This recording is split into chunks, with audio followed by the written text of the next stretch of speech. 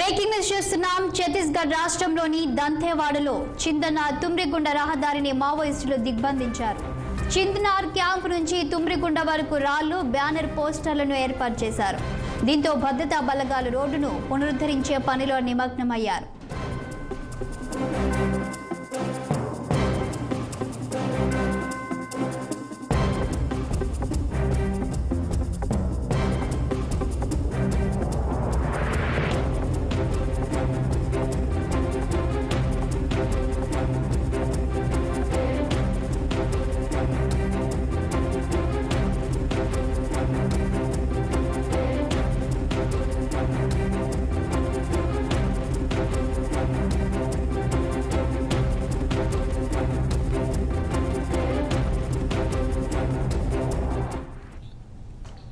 ఛత్తీస్గఢ్ రాష్ట్రంలోని దంతేవాడలో చిందనార్ తుమ్రిగుండ రహదారిని మావోయిస్టులు దిగ్బంధించారు.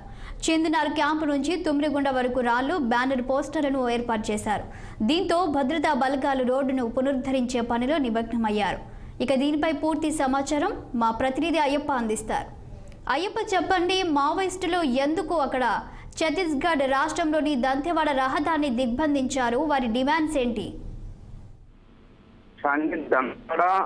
చిందనార్ తుమ్రిగుండ రహదారిలో మావోయిస్టులు అయితే ఈరోజు దిగ్బంధించారు. దీని ప్రధాన కారణం ఇది బోటు కప్పు ఎన్కౌంటర్. మమ్మల్ని ఏం చేయలేరు, మేము ఎలక్షన్లు కూడా బహిష్కరిస్తున్నాం, ఛత్తీస్గఢ్ లో జరుగుతున్న పార్లమెంట్ కి సంబంధించిన ఎలక్షన్స్ కూడా మేము బహిష్కరిస్తున్నాం అని కూడా వాళ్ళు ఈ వాళ్ళు రాతపూర్వకంగా కరపత్రాలు కావచ్చు, రాళ్ళు కావచ్చు, కొన్ని రాసి వాళ్ళు చెట్టుకి కూడా కట్టడం జరిగింది. అయితే దీనికి ప్రధానంగా మొన్న జరిగినటువంటి భారీ ఎన్కౌంటర్ లో 29 మంది మృతి చెందిన సంఘటన మనం తెలిసిందే. దానికి ప్రతీకారంగా ఈ రోజు అయితే రోడ్డు పైన వాళ్ళు కరపత్రాలు కాదు, కొన్ని కాగితాలు కావచ్చు పెట్టిన సంగతి మనం తెలుస్తున్నాం. అయితే ఈ గతంలో కన్నా ఈసారి భారీ ఎన్కౌంటర్ జరిగింది.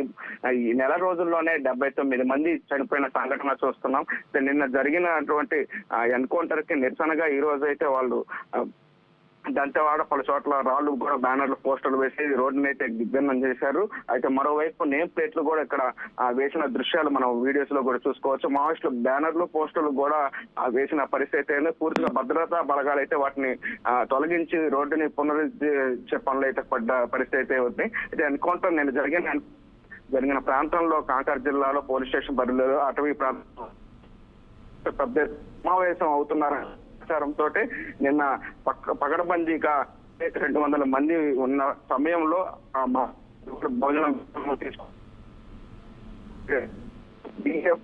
డిఐజీ బలగాలు మావోయిస్టుని ఊహించినట్లుగా అనూహ్య పరిణామంతో అక్కడ ఇరువురు మధ్య అయితే భారీ ఎన్కౌంటర్ చోటు చేసుకుని నేపథ్యంలో అక్కడ 29 మంది చనిపోయిన సంఘటన చేసుకుని దీనికి ప్రతీకారంగా ఈ రోజు రోడ్డు పైన ఫ్లెక్సీలు అయితే అంటించిన సంగతి మనం చూస్తున్నాం. పూర్తిగా ఎన్నికలు అయితే బహిష్కరిస్తాం, ఈ బూటకం ఎన్కౌంటర్లు మానుకోవాలి అనే సందేశం అయితే ఈ కరపత్రాల ద్వారా మావోయిస్టులు చదువుతున్న పరిస్థితి అయితే ఉంది. శాలిని, అయితే దీనిపై పోలీసులు ఏం చెప్తున్నారు? ఎలాంటి చర్యలు చేపట్టారు ఇప్పటి వరకు?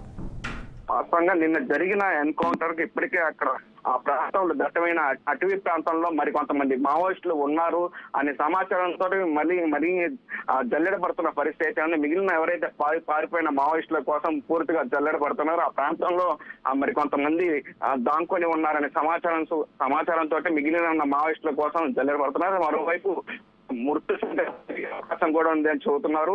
అయితే పరిస్థితుల్లో కూడా వదిలిపెట్ట మావోయిస్టులని పూర్తిగా సమూలంగా నాశనం చేస్తామని కూడా పోలీసులు అయితే చెబుతున్నారు. పూర్తిగా నిన్న ఈ నెలలోనే 79 మంది చనిపోయిన పరిస్థితి ఉంది. మావోయిస్టులు అయితే దీనికి పూర్తిగా బాధ్యత వహించాలని కూడా చెబుతున్నారు. అయితే ప్రాంతంలో కూడా పూర్తిగా జల్లెడపడుతున్న దట్టమైన అటవీ ప్రాంతంలో కూడా పూర్తిగా మావోయిస్టులు ఉన్నారనే కూడా అక్కడ జల్లెడపడుతున్న పరిస్థితి ఉంది. Thank you Ayyappa.